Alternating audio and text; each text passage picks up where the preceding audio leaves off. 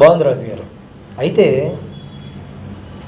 Cinema అంటేనే అందులో ఇందాక అనుకున్నట్టుగా 24 క్రాఫ్ట్స్ ఉంటాయి.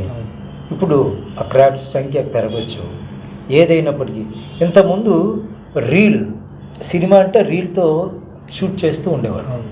ఇప్పుడు డిజిటల్ మారింది, డిజిటల్ కెమెరాస్, ఈ టెక్నాలజీ మారింది. ఇంతకు ముందు యాక్ట్ చేయడం సులువుగా అనిపించిందా మీకు? ఇప్పుడు మీకు బాగుందా? అంటే రీల్ కెమెరా ముందు యాక్ట్ చేయడం మీకు బాగుండేదా? డిజిటల్ కెమెరా ముందు యాక్ట్ చేయడం ఇప్పుడు సులువుగా అనిపిస్తుందా? అంటే రీల్ ముందు అంటే 2-3 టేకులు తీసుకుంటే కొంత రీల్ వేస్ట్ అయిపోతుందండి. ఇప్పుడు డిజిటల్ కాబట్టి అది ఇప్పుడు బెస్ట్ అనిపిస్తుంది. ఇప్పుడే బాగుంది. సరే, జనరల్గా సినిమా రంగం అంటే అది చాలా ఒడిదుడుకులు అవి ఉంటాయని చాలామంది చెప్తారు. కానీ సినిమా ప్రభావానికి ఇన్ఫ్లుయెన్స్ అయ్యే వాళ్ళు చాలా ఎక్కువ మంది ఉంటారు. 100 మందిని తీసుకుంటే 100 మంది కూడా సినిమా పట్ల ఆపేక్ష పెంచుకొని వచ్చేవాళ్ళే.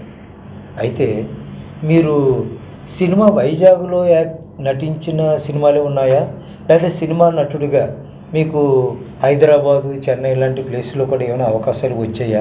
మీరు అటువంటి ప్రయత్నం ఏదైనా చేశారా? ఏమైంది? నేను వైజాగ్తో పాటు హైదరాబాద్లో కూడా 2 years ఉన్నానండి. హైదరాబాద్లో కొన్ని సినిమాలు చేశాను.